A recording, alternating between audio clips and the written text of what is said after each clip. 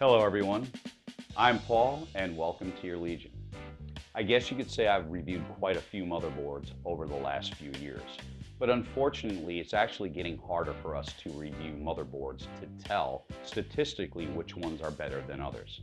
Most of them now statistically perform just the same. You could run any type of statistical benchmarks and you're going to get anywhere from 0.1 to 1% difference on these motherboards. So what have we started doing to see the quality of a motherboard and what sets motherboards apart from each other? We're looking at power supplies now. We're looking at the MOSFETs, we're looking at the caps, etc.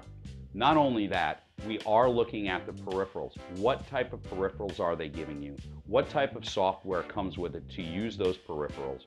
What type of construction the PCB is made out of?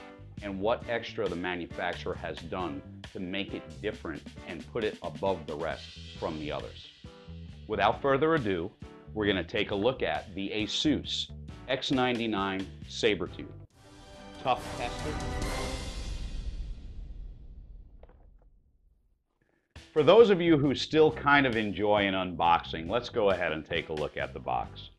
Of course, this is the TUF series, so you're going to get the TUF logo on this side.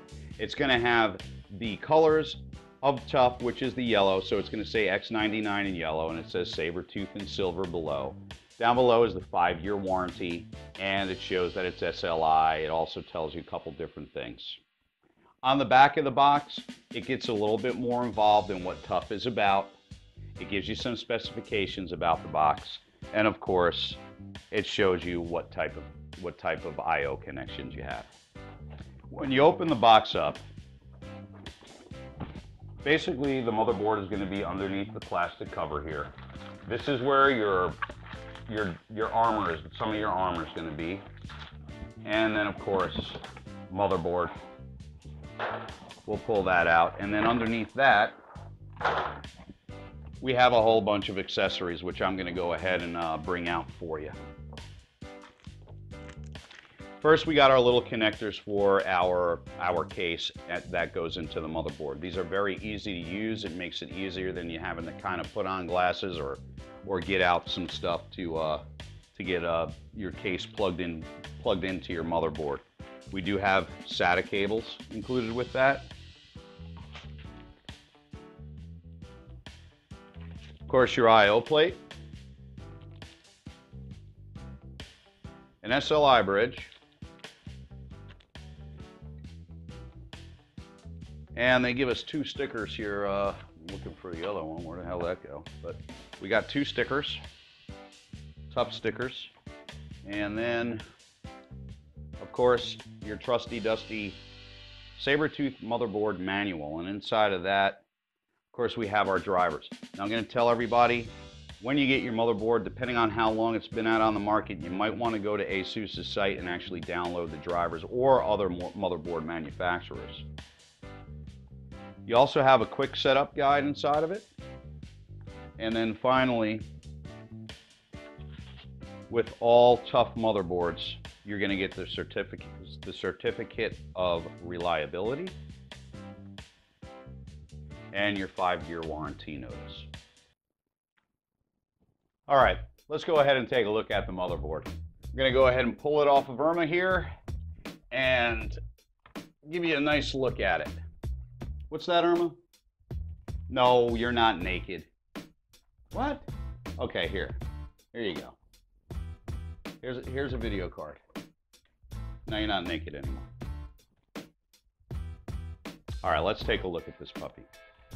As you can see, the TUF series, of course, if you're familiar with ASUS TUF, the Sabertooth series has what they call thermal armor.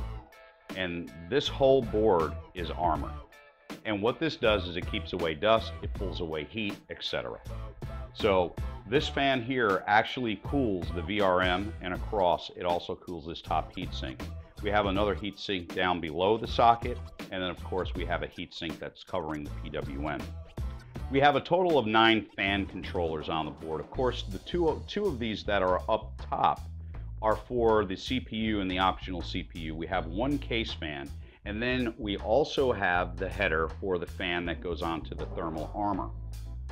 Coming across the board, We have one here, and then two more down at the bottom. And then we go across down, and then we have one up top here, and then three more. So if you want to cool your case, you're going to be able to cool your case via the motherboard. But what makes this motherboard special is, of course, is Thermal Radar 2. With Thermal Radar 2 via AI Suite, of course, which you can download or get off the disk, you're going to be able to control every fan in your system. And what that's going to do is when one area of this motherboard gets hot, it's going to automatically raise or lower the fans based on the temperature of that specific part of the motherboard and where it's plugged into. Of course, with Thermal Radar, you're going to get some sensors. The board does have sensors that you can put on to different parts to monitor temperatures, which is great. And you're also getting dust covers for your slots. So as you can see, I have a couple of these PCI slots covered already, but we could also cover more of them. So basically just taking your PCI slot cover and popping it in here. Of course, I'm holding it with one hand, so it's and then besides that, you could also cover your RAM slots. So as you can see on the board, I already have some of them covered.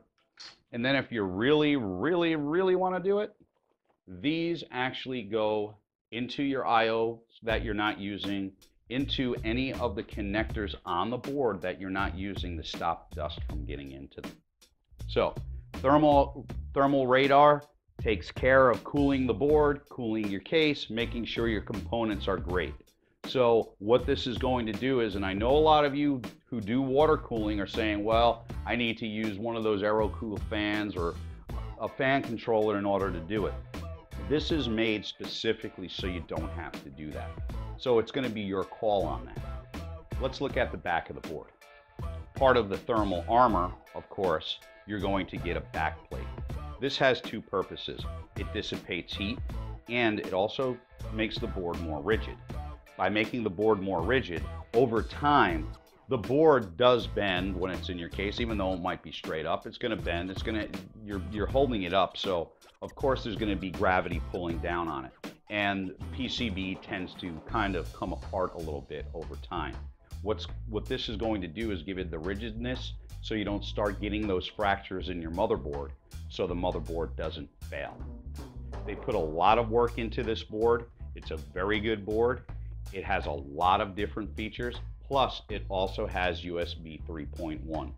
The USB 3.1 is not native yet. Of course, none of the motherboards that are coming out with it now have native USB 3.1. It does have an AS media controller, which actually controls that. What we'll do is we'll take a look at the benchmarks. We'll come back after that. I'll give you a final synopsis of the board.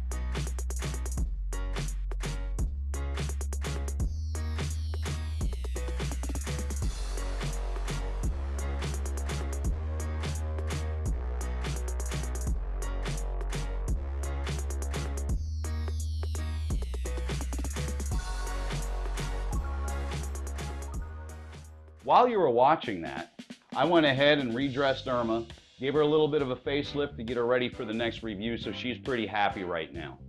Couple things that I didn't talk about this board. Of course, you got 10K caps on it. That's very important. You got a DiGi VRM. You do have military spec chokes and MOSFETs. Okay, I said it right that time. MOSFETs. It's a very hard word. You get tongue-tied with that one. You're also getting very good ESD protection, and of course, there is a separate PCB for the sound, so you're going to get that also. All these qualities make this board special.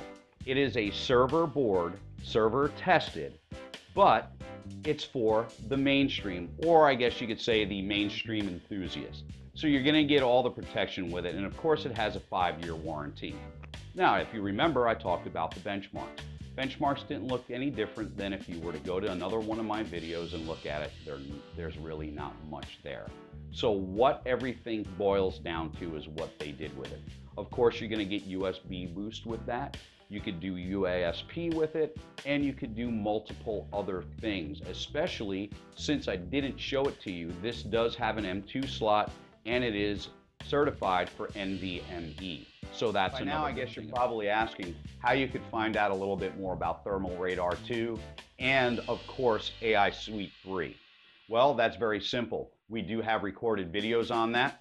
Go ahead and click above on the link and you could go ahead and watch that. We have a full tutorial. You might even find a BIOS video on a tutorial somewhere too.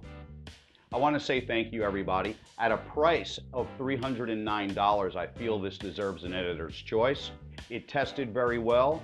It stood up to everything that I could throw at it. 4.5 gigahertz overclock, that was pretty good.